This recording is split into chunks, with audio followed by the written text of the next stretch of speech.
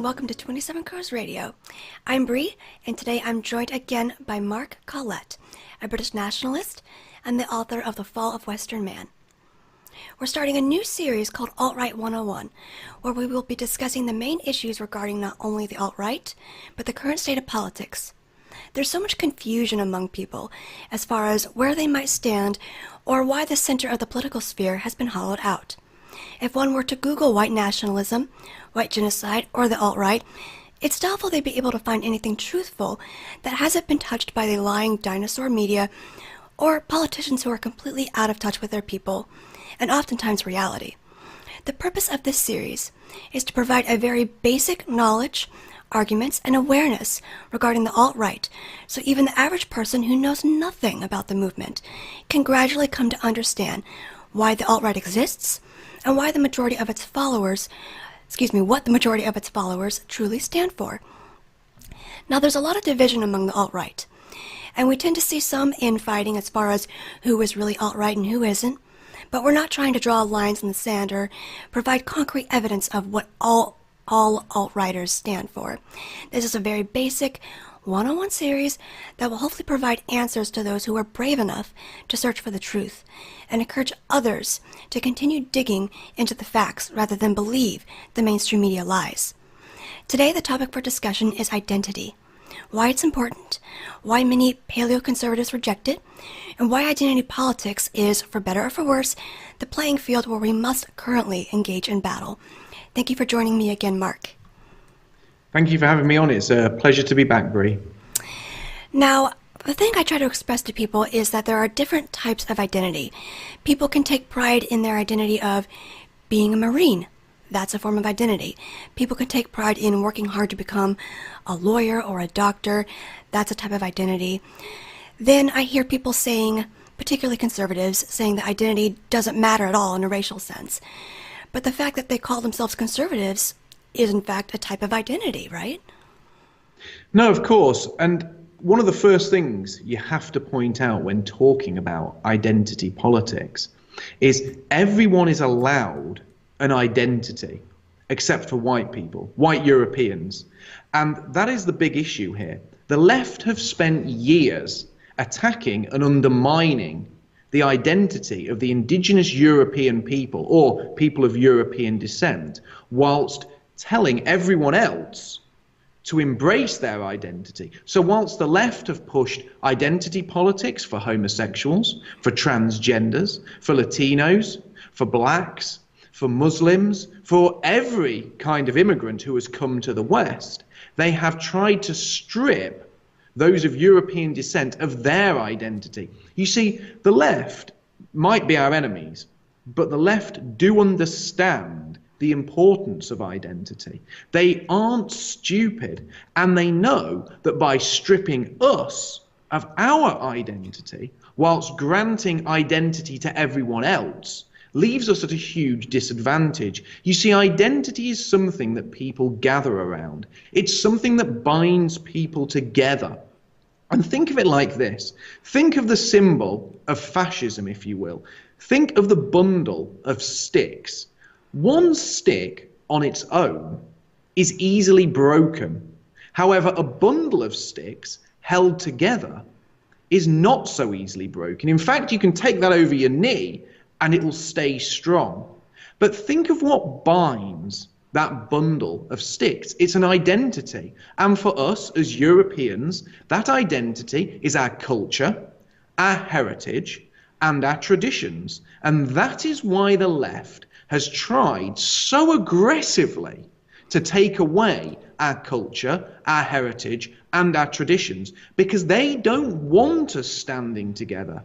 They don't want us to be strong. They want us to be atomized and individualistic, because an atomized group of individuals can never, ever stand against a cohesive group of people that is bound together and motivated to act as a group.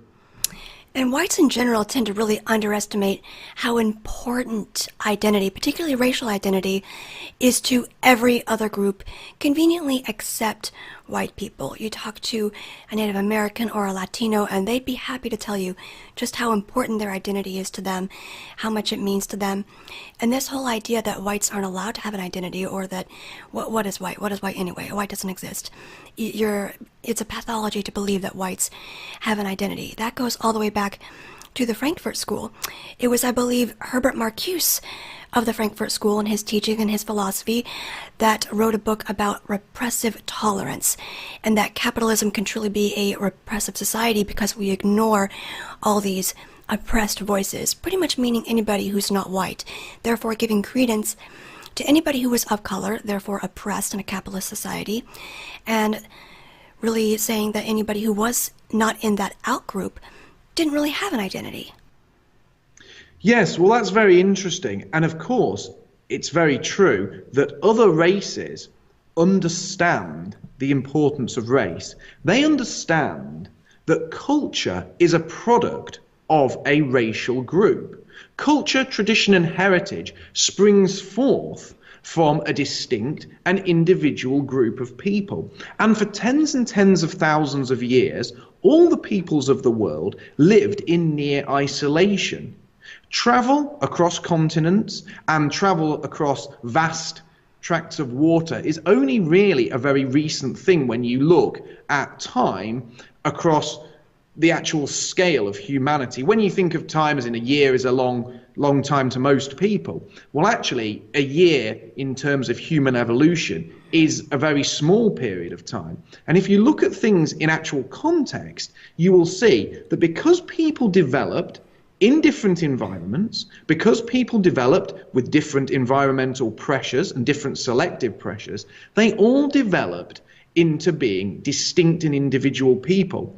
And their culture was a product of those people. And because of that, their culture is also distinct and individual, but also intrinsically tied to that group of people. Now, it was actually a black nationalist who said this. It was a man called Marcus Garvey, and I quote, "A people without the knowledge of their past history, origin, and culture is like a tree without roots."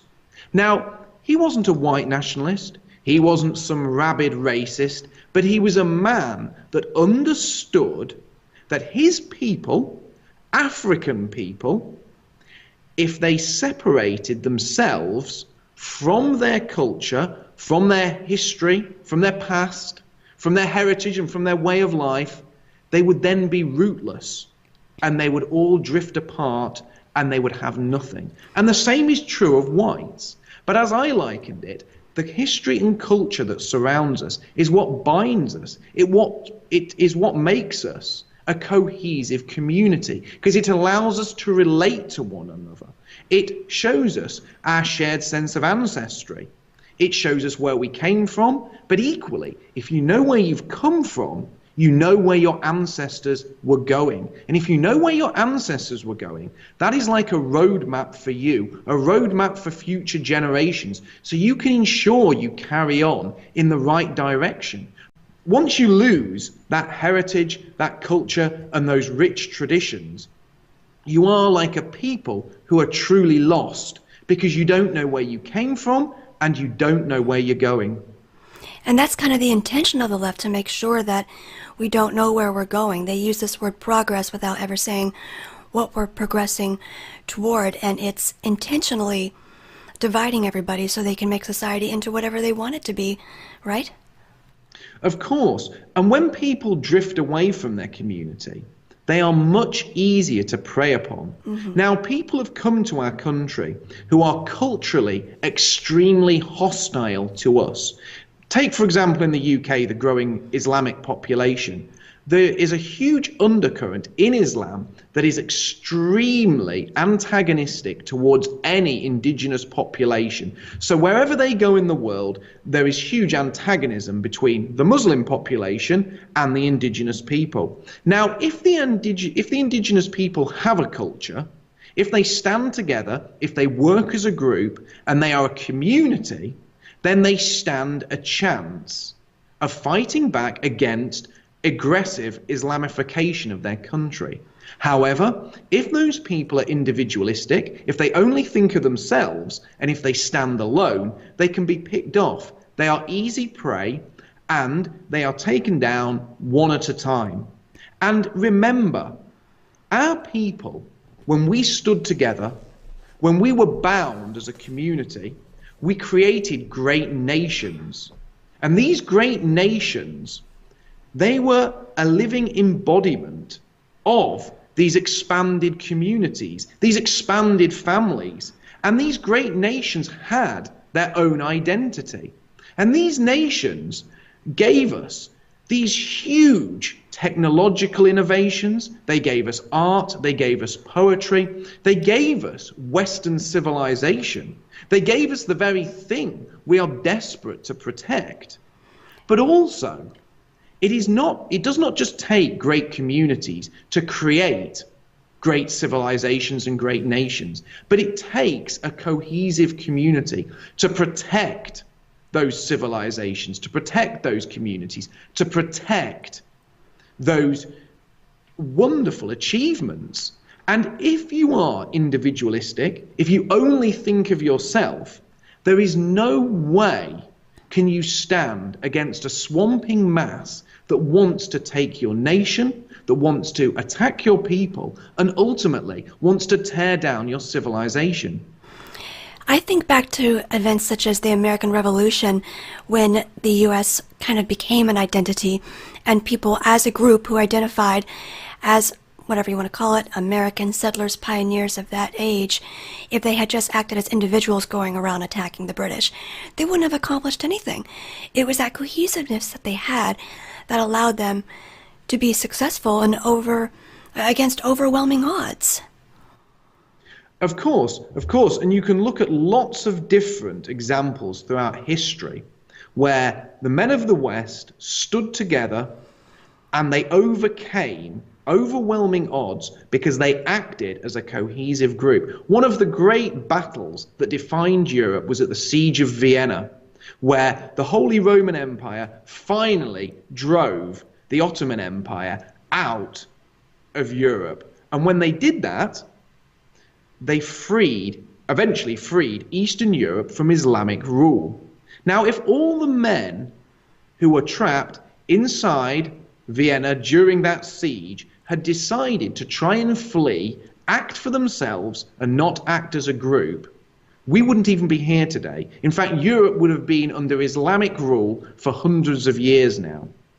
Now, we as a people, we have always worked as communities, and we've had to.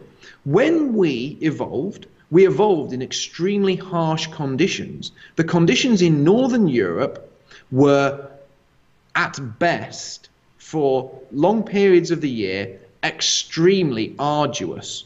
Living in a country where the ground is regularly frozen, where fish and birds and animals migrate south for the winter is extremely difficult. Planning for those periods is extremely hard, and doing that alone is really a non-starter.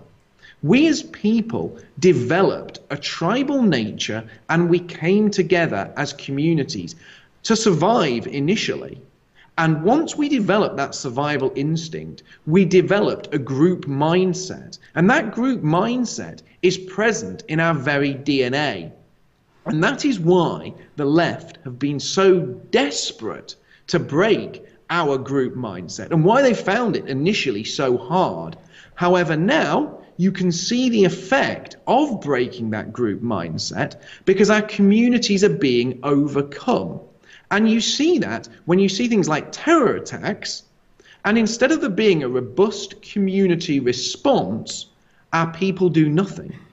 In fact, many of our people are so scared of being called racist, are so scared of acting as a community, so scared of standing up, they would rather bury their heads in the sand. Or have a candlelit vigil. Like, what does that even mean? It's not standing up, right? Exactly, but that is the exact opposite of their ancestors. That is the exact opposite of what their forefathers would have done.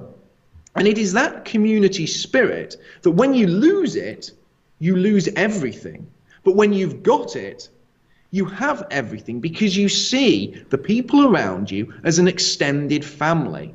And remember, if the group doesn't survive, the individual doesn't survive either.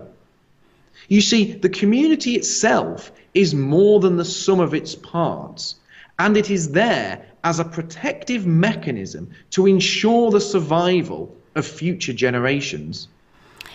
Right. Now, this is something that I think about a lot, and I hear a ton from your typical conservatives here in the U.S. They'll say, identity politics, that's something the left does. Are you honestly suggesting that we fight like the left? Or all identity politics is poisonous. We can't do what the left does. And I'm sitting here thinking to myself, okay, so what you're saying is you want to bring a knife to a gunfight. Obviously the name of the game right now, the prevailing game, is identity politics. And if you don't play that game, you're going to be the losing one out. Even if you look at the American election, you can say, well, the conservatives won and they don't engage in identity politics. I'm going to call bull on that, because Trump won because he won the white majority vote. The reason why the identity politics of the left didn't work was because they took on the identity politics of the minority in the country and made Pocahontas the name of their party and went against the majority, which right now in America, until about 2042 as it's been projected, it's still the prevailing ethnicity or race of the country. So certainly there is identity politics going on the right, and if conservatives understood that, we would never lose an election. The right would never lose an election if they embraced the fact that they are the white man's party. And I always think of Andrew Breitbart's quote when he said, politics is downstream from culture. Well, that's true.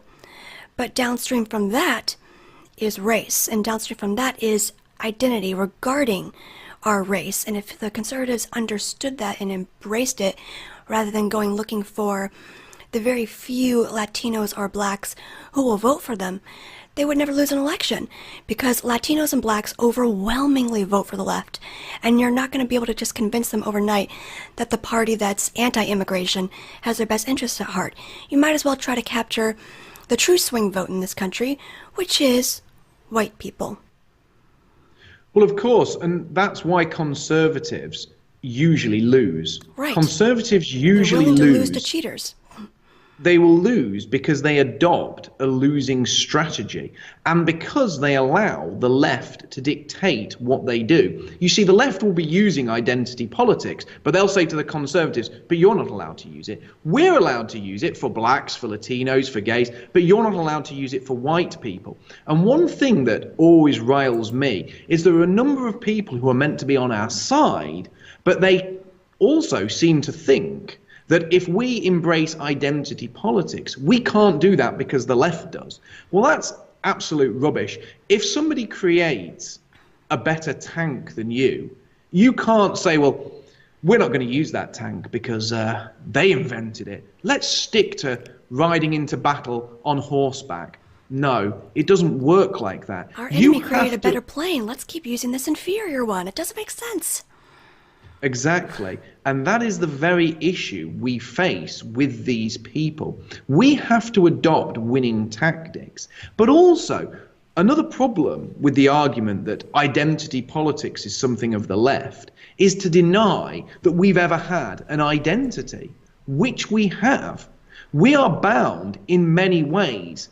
Let's talk a little bit about white identity. Let's talk about our music. Let's talk about our literature. Let's talk about our food. Let's talk about our art. Let's talk about the many different types of national dress that you see all over Europe, the different cultural festivals, the dances, the songs. All of those things are part of our identity, and they're things that have been stripped from us. Now, the thing that always gets me is when people come to this country, the left are so quick to talk of their wonderful culture and the way they've enriched us. But equally in the same breath, they will claim we have no culture, that we have no identity, and that we need enriching. But that's false. And it is false because it is used as a way to attack us. They are constantly telling us that we have nothing of worth, when in fact we do. When in fact our ways of life and our culture and our heritage and the things that we created shaped and changed the whole world for the better. And high culture and high art is almost exclusively European. So if black people can be proud of Black History Month, if they can be proud of the African tribesmen, of their cave paintings, of their primitive huts, why can't we be proud of the Colosseum, of St. Paul's Cathedral? Why can't we be proud of the music of Beethoven, Bach, and Mozart? And I always laugh because they tell us that we would have no culture, no dance, and no music if these black people hadn't come to our country. They tell us white people can't dance. Well, what about ballet, the highest form of dance? What about the music, as I said, of Beethoven, Mozart, and Bach? Music that is truly timeless, that has inspired generations, that isn't just a fleeting song in the charts that's forgotten 6 months later, but hundreds of years after it was written, is still inspiring people today. That is the contribution of people of European descent to this world. That is our magnificent culture. And why shouldn't we revel in that? Why shouldn't we embrace that as our identity?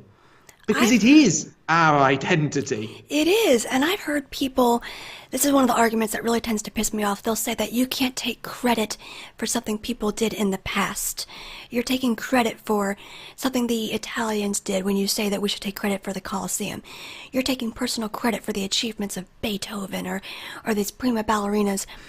That's something I've heard conservatives say, that we can't take credit for things that were built in the past, whilst everyone else is allowed to. Well, it goes deeper than that, though, doesn't it? Not only are we not allowed to take credit for anything our forefathers did, there is the hypocrisy that we should all feel shame for their alleged crimes, that we should all bear the burden of white guilt. You see, conservatives do indulge in identity politics, but they don't indulge in positive identity politics. And positive identity politics is something we just discussed. But they love to indulge in negative identity politics. You see, the white man is not allowed to revel in his own culture and heritage and the great things his forefathers did. But the white man must carry the cross of guilt for the alleged crimes of his forefathers. And that is our identity as put forward by our enemies. And that is why we must reject these things, and we must embrace a positive identity that will bind us together as a group and give us the groupthink needed to survive in a country where hostile cultures have come to try and dominate us and take away from us what is rightfully ours. And I see the conservatives doing a lot more than that when they do try to create an identity whenever, say, they want to go to war. There was a huge American identity going on right after 9/11, when we were being pushed to think in a groupthink mentality so that we'd go bomb some Middle Eastern country or say this guy's a bad guy, that guy's a bad guy. To think of our military in terms of groupthink, our good guy Americans are going to go and defeat the bad guy like we always do. They're good at making us think that we have an identity and that we have a groupthink mentality when they need something. No, exactly. And there's something I'd also like to add to that. These people, they say that nationalism, they say it's illogical. They say, why would you be proud of what your forefathers have done? Well, I think nationalism and identity politics for us Europeans is the most natural, wholesome and decent thing that we can embrace. And let me explain why. Nationalism is like inheriting your father's house, wishing to live in it and wishing to keep it in a great standard. but not only wishing to keep it in a great standard, but wishing to improve it, make it better, then eventually pass that on to your own children. And what could be more natural than preserving what has gone before and been passed down to you, and then wishing to pass that down to your own children? That is part of your lineage. Why would you throw that away?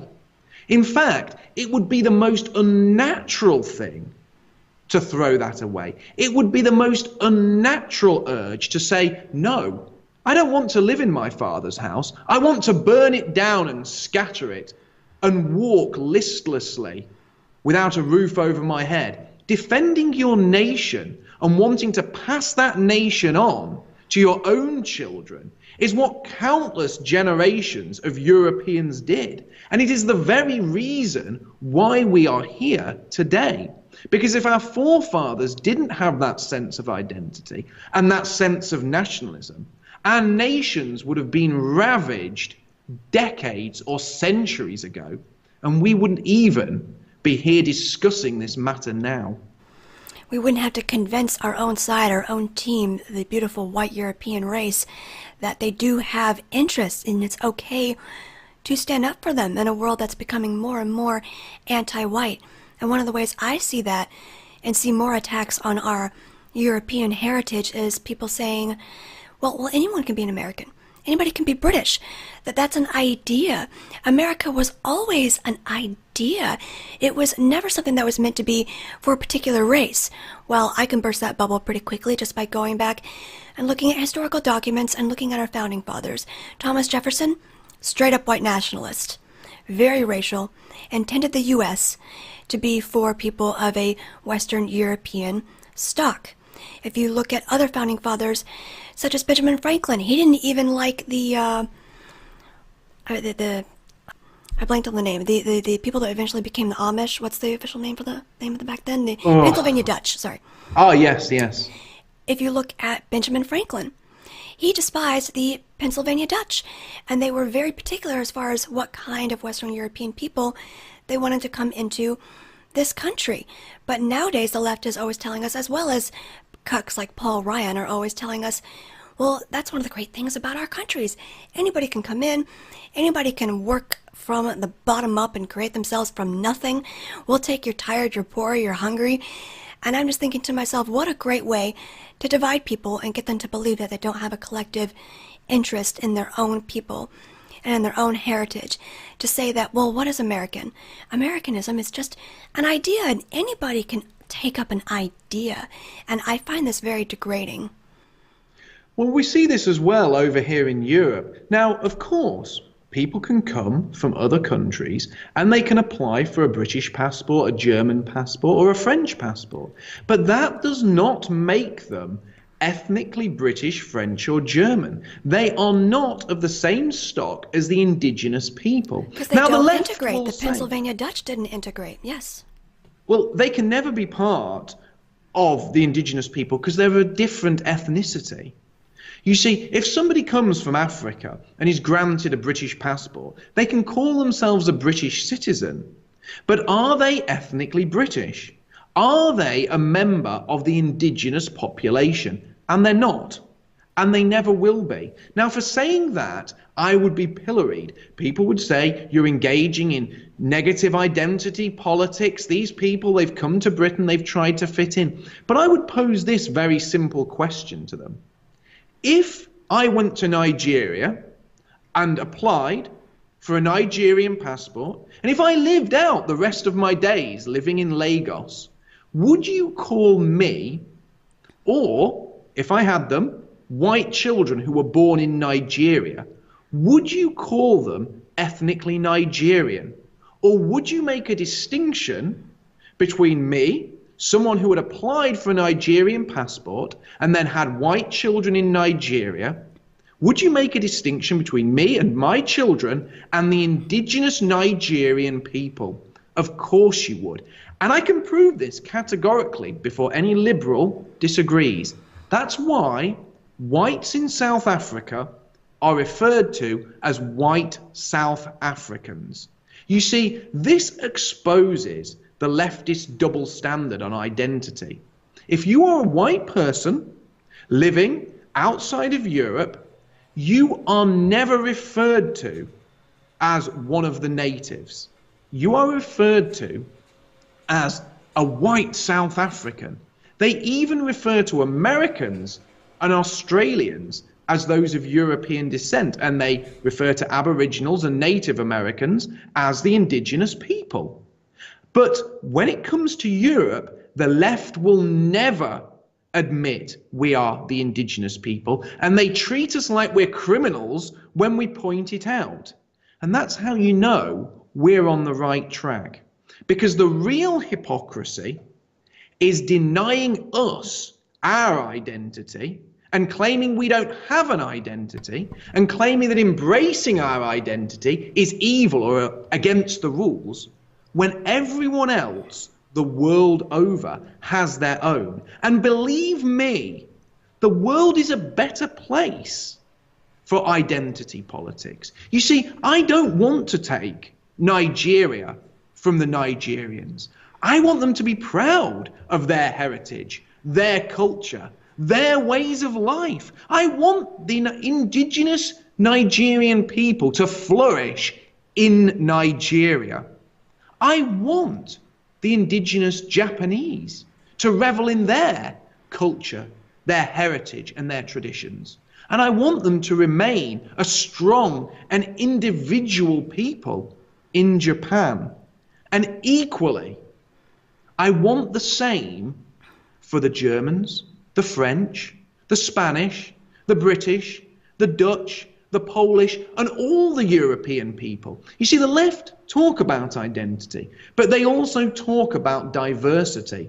And true diversity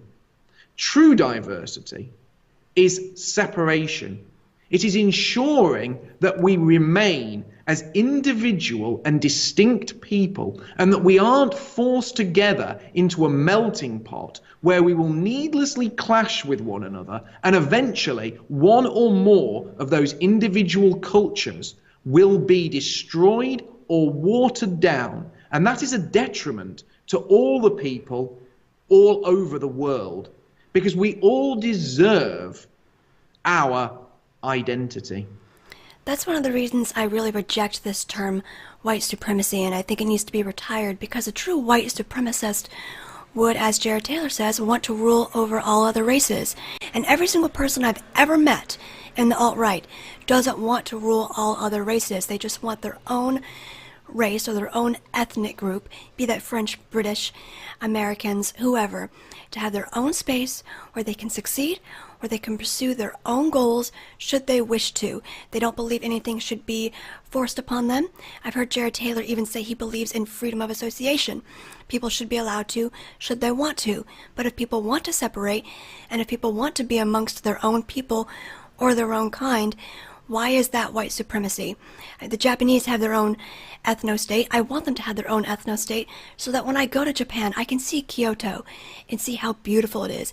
I can see the bullet train they've invented and be completely in awe of it. If that was taken away from them, they wouldn't be able to pursue those things, and we wouldn't have those beautiful treasures to look upon. And it's the same way for white people. I read somewhere that whites created something like 80% of all modern innovations out there, and we wouldn't have that if whites weren't permitted to pursue their own goals separately should they wish to. And something a lot of people don't understand is that prior to 1965 and the Hart-Celler Act, the U.S. was over 90% Western European. And what did we do during those times? We had NASA that went to the moon. We created an entire continent with a very advanced highway system. We built cities, created all kinds of wonderful music, different cuisines for different parts of the U.S., Southern cuisine versus maybe some different cuisines up north. I wouldn't know. I'm a Southern kind of girl. But if you ask someone about Texas cuisine versus Louisiana cuisine, they're very different from one another. And when we're allowed to pursue those things and be separate from one another, we're able to pursue so many things to our own interest and create wonderful things. Well, I'm really pleased you brought up the issue of white supremacy. You see, again, I can echo exactly what you said. I don't know anyone in our movement who wants to dominate other people. The only thing we want to dominate is our own ancestral homelands, which is our right, it's our birthright. But we also have the right to be proud of our forefathers, which we've spoken of earlier. Now, if you go and visit places like the Philippines or Thailand or Japan, and you speak to the indigenous people over there, and you tell them about white guilt, they actually can't believe what they're hearing.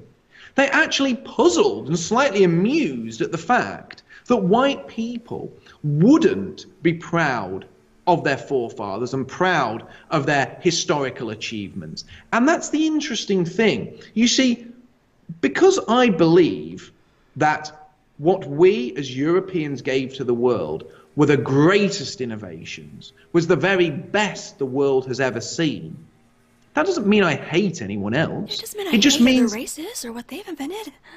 No, it just means I have extreme pride in my own people, and I want to hold up their achievements. And why shouldn't you? Why shouldn't our children be brought up to be proud of the achievements of their ancestors? Why shouldn't they grow up and say, wow, look at what we did? When we built York Minster, we built one of the most stunning buildings the world's ever seen. I've seen it. It's gorgeous. Oh my God, when we invented the wonderful innovations that gave us subsonic air travel, wow, look at what our forefathers did. I mean, go back even further. Look at the steam engine. Look at the pioneers who explored every corner of the globe. Look at their bravery. Look at their tenacity. That's something we can be proud of. But our enemies have conflated pride with supremacy. And racism. Now, exactly. Now, if I see someone of African descent and they say, you know, I'm really proud of my tribal heritage. I think our tribal dances are the best dances in the world. And you know what? When I go back to Africa and I go and visit my ancestral homeland, I think it's the best food. And I think our music's the best. I'll say to him, I'm pleased you think that. I don't agree with you because I feel the same way about my people.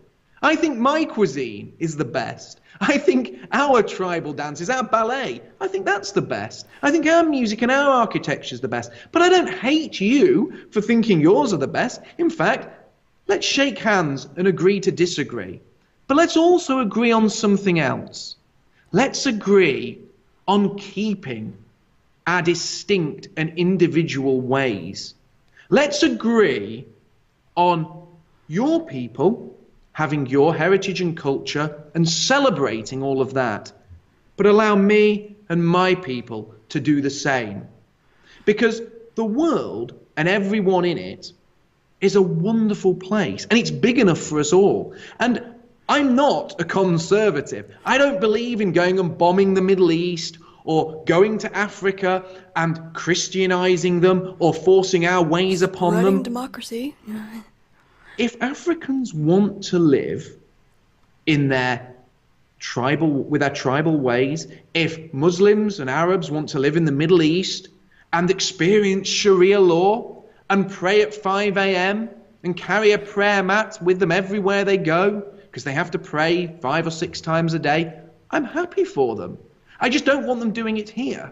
And I don't want them bringing their culture to our lands and imposing it on our children, because I don't wish to do that to them. And people who say, well, white people have done that. Well, my argument to that is they were not nationalists. They were capitalists. They were people who were a tiny minority of white people who not only may have exploited people in Africa or Asia, but also sent millions of whites down mine shafts, into poorhouses where they were worked to death, and did the same to us. You see, this exploitation that the left speak of was carried out by all peoples. So no people should individually bear the guilt for that. We should be left alone in our countries to experience and revel in our culture, just as we wish to leave those in other countries to experience and revel in their identity and culture. It's interesting you should bring that up, because that's one thing that I'm constantly fighting with lefties on Twitter, is that they always say, well, you know, whites have had slaves, whites have done this, whites have done that. But the one instance of slavery they'll never bring up is the Barbary slave trade. They'll never bring up the fact that the Turks colonized a great deal of Europe and had their own empire. So they're always very selective with the various things they want to guilt us for, and they conveniently omit other people and their sins as a race or an ethnic group. And one thing that I always try to convey to people when they talk about, oh, there's going to be a race war, that these other races see your skin as your uniform. And our enemies are collectivists and individualists. In that scenario, we'll lose. I've heard Stefan Molyneux say it, if you have a football team where one side is all individuals and the other side is collectivists because they have a collective identity, well, that side's going to win. Well, collectivism is completely natural, and we as a people wouldn't have achieved anything without collectivism. Now, of course, our race gave birth to great inventors, to great architects, to great designers, poets and writers. But all of these people's grand schemes and ideas and designs were not put into practice by them as individuals, but they were put into practice by the community that surrounded them. You see, it does indeed take great men to come up with great plans, but those plans are only put into action by cohesive communities that pull together to turn great ideas into phenomenal realities. You see, the man who planned, or the group of men who planned St. Paul's Cathedral or the Colosseum, they had plans, but they could never have realized those plans alone. But it goes deeper than that.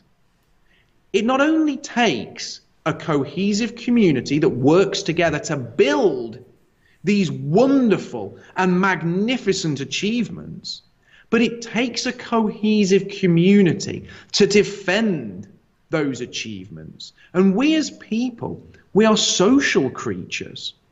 We are not loners. We come together, we form families, we form communities.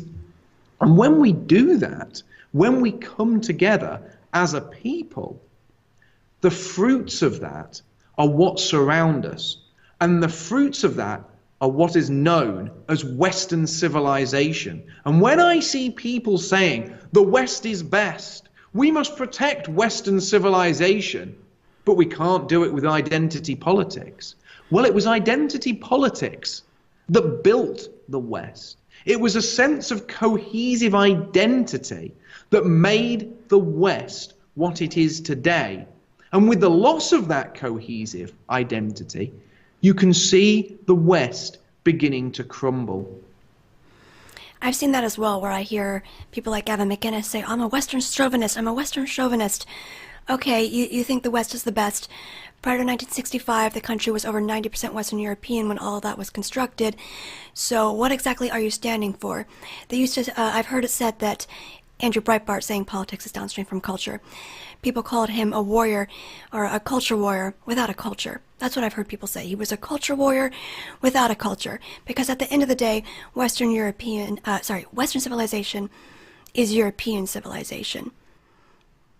Of course it is. And when you talk about the West, to divorce Western civilization from the people who created it is not only madness, but it is an insult to those people, and it is an insult to us as their descendants. Would you try to divorce Zulu culture from the Zulus?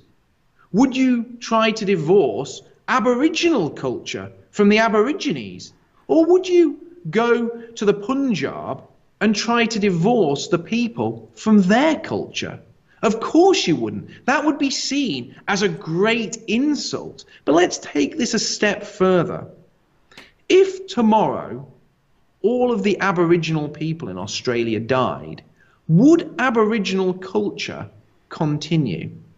Would it go on if all the Zulus died tomorrow?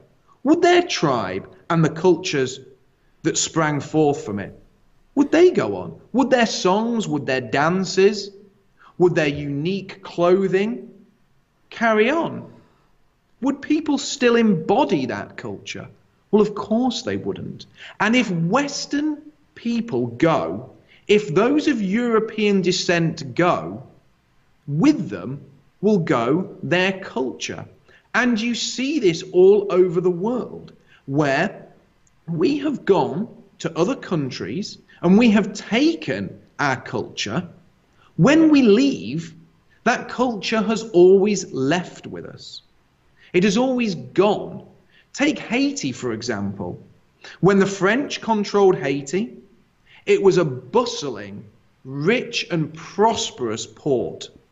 People went there, they traded, there was money, there was wealth, and there was prosperity.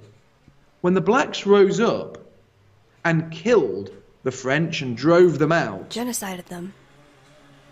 when that act of genocide was committed, did Haiti carry on being prosperous and rich and culturally wonderful? No. It became a country where the national religion was voodoo, where people eat what are called mud pies. And when I say mud pies, you're going to think of what you made as a child in your garden, and that is exactly what I'm talking about. People eat pies made of mud. The culture of the French people who built Haiti was extinguished when they were genocided. And exactly the same will happen in America and all over Europe if those of European descent, those who built this magnificent civilization, are done away with. Everything that you see around you today will be gone, and we will return to an era that by modern standards is unthinkable and is marked only by its level of barbarism. I hear this said all the time. It's a quote from, I think, Richard Spencer, when he says, "You might not care about race, but race cares about you." And you might not see yourself as defined by your race, but others will. And a lot of people see what the white race has done and what they've built, what they've created here in the West, and they really treasure it. I have a gentleman from South Korea who emails me regularly saying, "Please don't let your people die away. Please keep going with your work, Bree, because it's inspiring, and I can't believe the white race is going through this right now because we only have X, Y, and Z because of you guys. And if you disappear, I don't know what will become of the world, because then these other races that want to rise up and take over, well, they'll have to deal with the likes of China and Russia.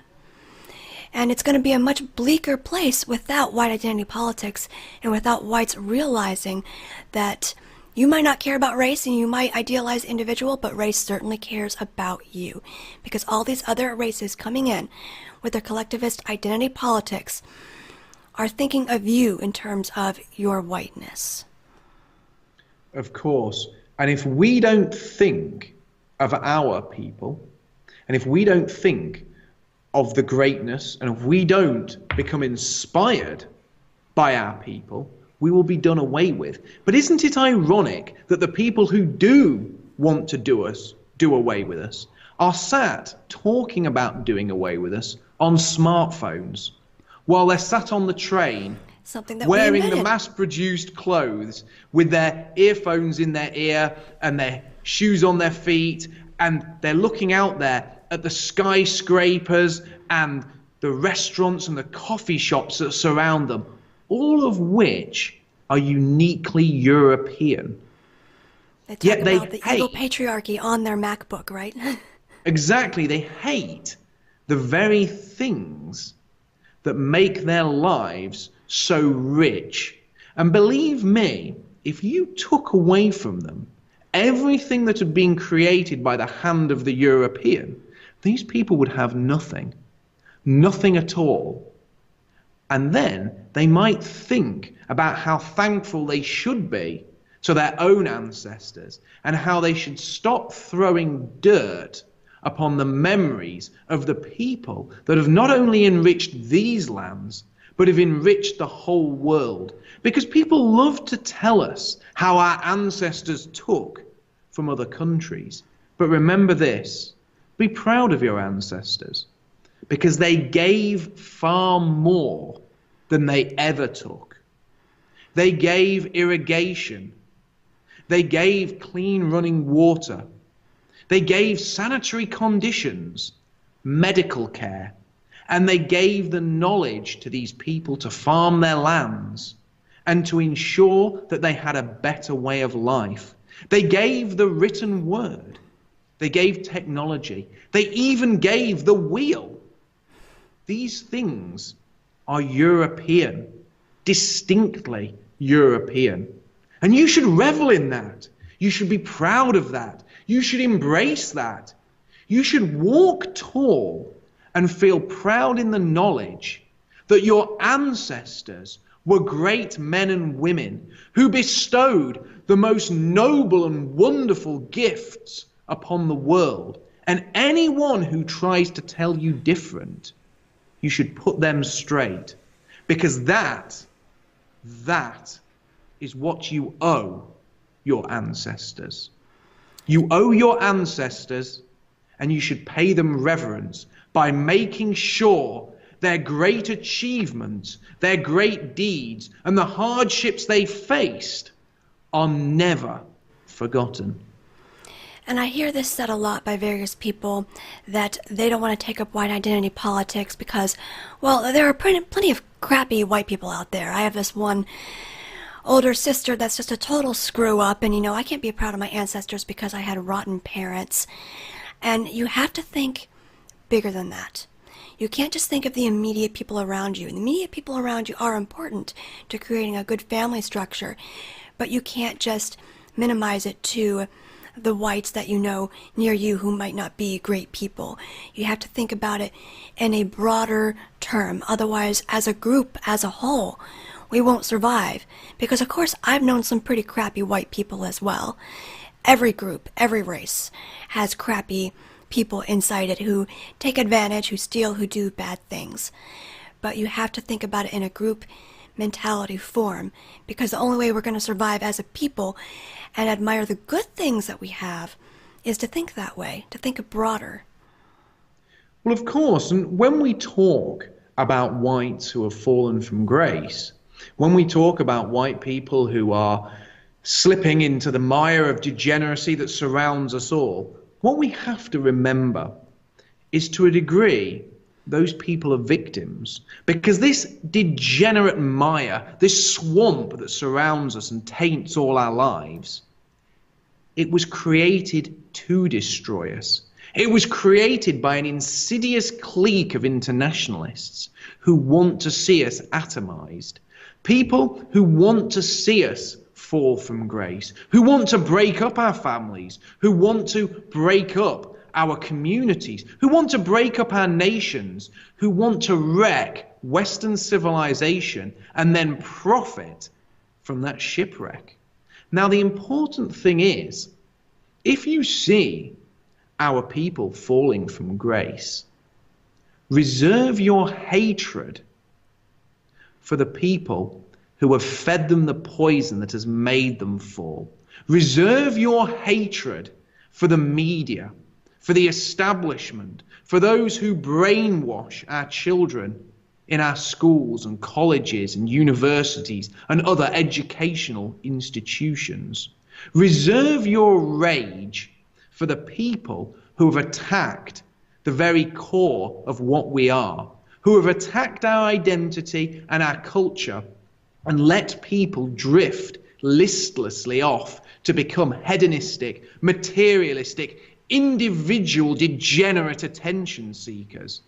Reserve your anger for our real enemies. You see, when you have culture, when you have heritage and tradition, when you have identity politics, that binds people together and it creates the community we have spoken of. But that community also serves to help people stay on the right path. It acts as a regulator. That is why when you see these close-knit Muslim communities in the UK who commit such atrocious acts, do they do it to their own people? Are they out there preying on young Muslim girls? Are they out there doing these horrific acts to members of their own community? Occasionally, yes. But overwhelmingly, they do it to our people. And they choose to do that because they won't act against their own. In fact, they help their own. They spend money at their own businesses. They go to their own community centers, their own mosques, their own temples, and they remain strong. And they keep their wealth within their group. They educate each other. They stand by each other. And when you see one of their funerals, everyone turns out. When you see a wedding, everyone turns out. On Friday prayers, people are spilling out into the streets. And when they go out to vote, they vote as a bloc. And that's how they control the political establishment in towns all over the UK. But we don't. We don't because we have lost that sense of identity, that sense of culture. And that is another reason why our people stray from the past. It's another reason why our brothers and sisters now drift listlessly, searching for something else to fulfill something in their hearts, but they don't know what they're trying to fulfill. So they buy useless junk, they take drugs, they drink, they embrace binge eating, they get crazy body modifications. They do everything to try and make themselves feel like they belong somewhere. They make themselves feel individualistic to the point where they think it'll grant them huge attention from the people around them. But the thing they're missing is a sense of true identity, a sense of a wider family that surrounds them, something that stood our people in good stead for hundreds and hundreds of years. That's an excellent point. I would love to conclude this segment. Until next time, Mark, please tell my viewers where they can find you.